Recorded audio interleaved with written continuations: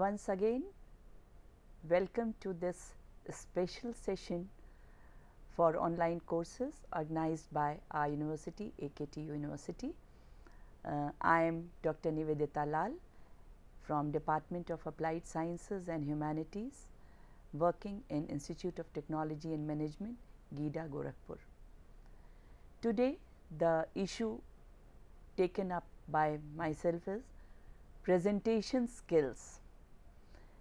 Now, students, presentation is a word which whenever I try to define it, I find it very difficult, because whatever we are doing in today's contemporary times, it can be taken as one or the other presentation. Just let us start from the lullabies your mom used to sing for you to make you sleep when you were too young. Yes, you might not be remembering it at this stage, but it was a presentation. Then whatever you chat with your friends during your leisure, that is also a kind of presentation. The classroom activities, both from the teacher's side and from the pupil side, is again a presentation.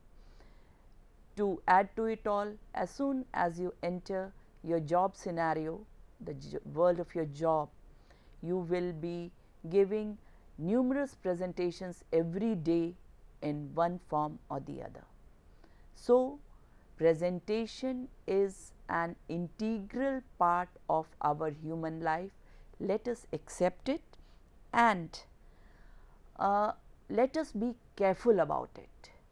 So, to go back to the agenda for today's lecture, first we will be discussing elements of a presentation, second designing your presentation, and then modes of any presentation.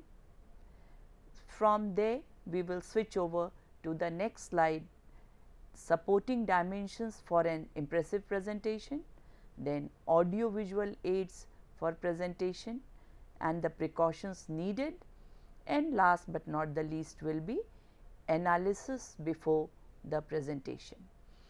Now, I like to quote Lenny Lasky, whose quotation impresses me a lot whenever presentation aspect comes in my memory. Half the world is composed of people who have something to say and can't. The other half have nothing to say and keep saying it. Yes, Lenny Lasky is very correct, because presentation, if you are doing it properly, it makes your life very smooth, and if you are doing it properly, it helps in speedy progress overall, especially your profession. So, if we want to define this word, there can be a limited definition, like a presentation is a live mode of sharing information with a select audience. It is an oral activity that requires visual electronic aids to discuss new ideas and information with a specific audience, of course, in an impressive and convincing manner. So, we see that this definition almost takes over all the important aspects of a specific presentation. Now, what are the key objectives? What are the elements of a presentation? If we pay attention to this aspect, we will find that a presentation can be done for any of the following basic causes. First, to persuade people to follow a course of action. Yes, presentation helps you, helps us, helps everyone in persuading people if we do it in the proper way. Next, a presentation is also done to inform people about an idea. This is always done in offices, in organizations. For information, presentation mode is very effective. Then whenever we need to gather people's views on any new plan or products, we need to go for a presentation. Another point again very relevant, whenever we put across a problem, we find a solution through presentation only. One other very popular reasons for giving presentations is to create awareness by sharing information, and then last, which I find but very important reasons for which presentations are given, is to motivate, educate or impart training to promote a more productive work culture in organizations. So, all these elements of presentation reflects its importance in itself. What is the most important aspect, what is the most important factor on which we need to pay our attention while we give a presentation? Definitely it is the audience, because audience is the target group for whom all the efforts have been put forward. Therefore, paying attention to the audience is very important during a presentation. What are the key things we have to consider? The first thing is gender. Yes, gender matters, because suppose you are giving a presentation in a ladies club or in a girls college, you have to mark the interest of the crowd before you give it. So, a mixed crowd of girls and boys or of gentlemen and gentlewomen will have different type of presentation in comparison to a crowd which is of a specific gender. Then another very important aspect which every presenter should know beforehand is the age group for which the presentation is being given. I will just narrate one incidence which happened. There was a, sorry sir, cancel it.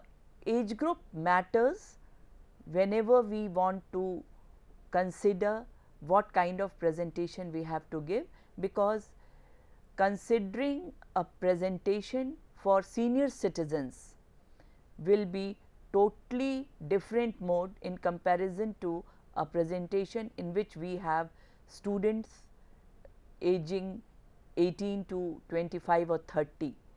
We will have different presentation for people who are younger than that age group. So, age group should be considered properly before we prepare a presentation. Previous knowledge of the topics which are to be discussed with the audience plays a very important role again, because if we already give something which the audience knows about, it will, that presentation will turn into a boring presentation. Or if we do not know about the previous knowledge of the crowd and we cross many steps in between and move ahead for the topics which is totally ignorant for the audience, again it will mar the effect. So, previous knowledge of the audience about that topic should be considered while preparing any presentation. Then turnout or number of people attending. Definitely what number of people will be attending your program, your presentation. If it is a small conference room in which hardly 20 to 30 people are around, that will need less preparation, but a presentation in a pandal, definitely it will have different type of arrangements to be made. Background of the audience should also be considered, like what is the education level, what are their likes, dislikes. Language constraints play a very important role. I remember that through NSS scheme, we went for a cancer awareness presentation in one of the nearby villages. Now, everything was prepared, some of the students had prepared it, and when we reached that village, a huge crowd of villagers had gathered to listen to us. And what happened, when the slide was played, it was in English language. Now, the situation became very awkward, because then immediately it was translated and we had to take some time and apologize for the mistake. So, language, whatever the native language of the crowd, should be taken in consideration while we are going for a presentation. And last but not the least is that any kind of prejudices, both on the part of the audience and on the part of the presenter, should not be there in the minds beforehand. We should not prepare any presentation with prejudices against any group, any special community, any special section of the society, because our presentation then will not be impressive. As far as designing and modes of presentation is concerned, whenever we have to structure a presentation, we can divide it, as it is already shown here, in 4 sections: introduction section, main body, conclusion, and then query session. For introduction session, we should remember that it is very important for us, when we are introducing the topic, to draw the attention of the audience towards us, because there is a proverb, no, that well begun is half done. So, if you have drawn the attention of the audience towards your content, half of the work is already done, and it should be done through proper introduction. How to introduce a topic? Now, many students ask such questions. So, introduction can be done in so many ways. We can introduce a topic by giving some startling information to the audience. We can introduce a topic by quoting some authority. We can introduce the topic by giving some specific data about the topic, and there are numerous ways through which the topic can be properly introduced. We should pay proper attention to it. After introduction part comes the main body. Of course, main body means the whole content which we have to present. It should be given most of the time, if, as the chart shows, 3 minutes you are giving for introduction, 15 minutes should be taken for main body, because there all kinds of description, explanation needs to be done. Some presentations, in some cases I have found that people become careless about the conclusion part. No, friends, conclusion again plays a very important role during any presentation, because there you have to sum up all the efforts which you have put forward during your presentation. It has to be properly concluded, properly summed up. The length of the time can be 2 minutes or 3 minutes or 1 minute, it does not matter much, but it has to be concluded in an effective way.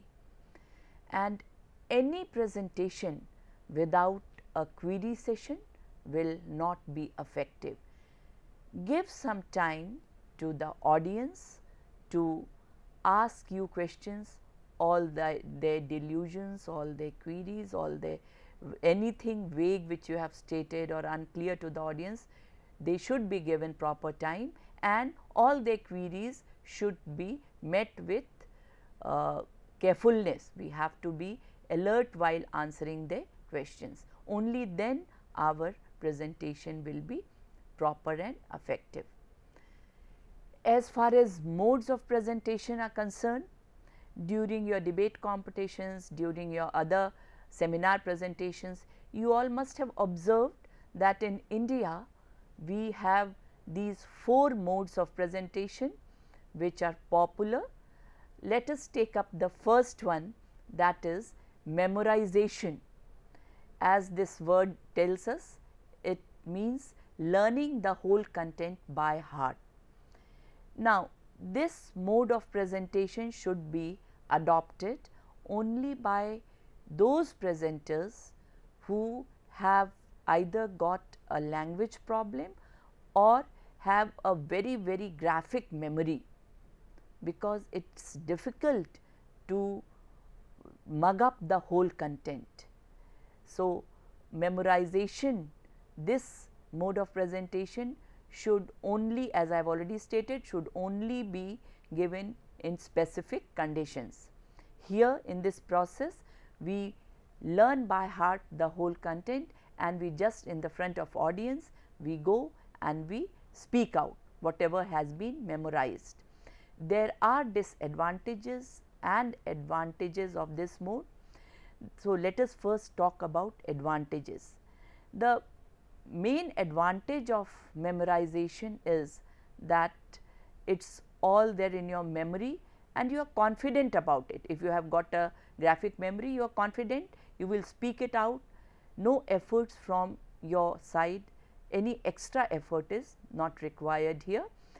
Time management can be excellent, you know when to start and how much time you will be getting for finishing it. Then time management can be wonderfully managed. Your facial expression and eye contact can be given a proper chance in this category of presentation. Next, we switch over to the next mode, that is manuscript.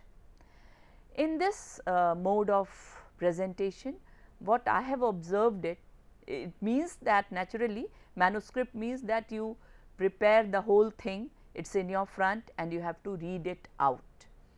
So, the advantage of it is that nothing to bother, everything is written in your front and you will read it out, no issues about forgetting, no issues about time management, no other effort has to be put forward. But the disadvantage is that there are chances that the audience might get bored because eye contact will be missing. Sometimes it so happens that voice modulation is also not done properly, because it is very difficult to modulate your voice as you have to read the whole script out. So, these two considering these two factors, manuscript kind of presentation is generally avoided. Third mode is impromptu mode. As the definition suggests, that impromptu mode of presentation is that mode in which you have to simply speak what you want. There is no time given to you for any kind of preparation. Actually, this kind of preparation, this kind of presentation is done in emergency cases.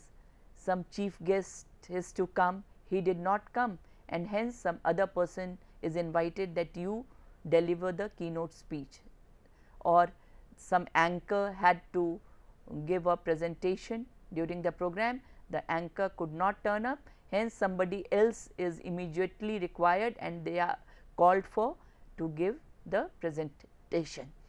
So, it again impromptu presentation again has got its own advantages and disadvantages. If we go for advantages, you have nothing to bother, nothing to think, instantly you have to speak by heart. Whatever you want, you can speak. You have to, you can make eye contact with the audience. You can give any type of expressions which you want, and you can, if you have got a good memory, you have got quotations in your memory, you can quote whatever and whenever you like to. So, it sounds very spontaneous, but as with every aspect, this aspect also has got some disadvantages. First thing which I have found during impromptu presentation is that often there are long pauses, because the speaker has to think and speak. So, because of these long pauses, sometimes the presentation becomes boring to the audience. Then you need to have a very good control over the content and language. There is no preparation.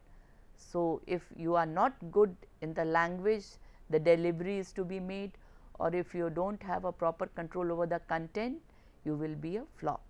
Hence, you have to be careful about these things.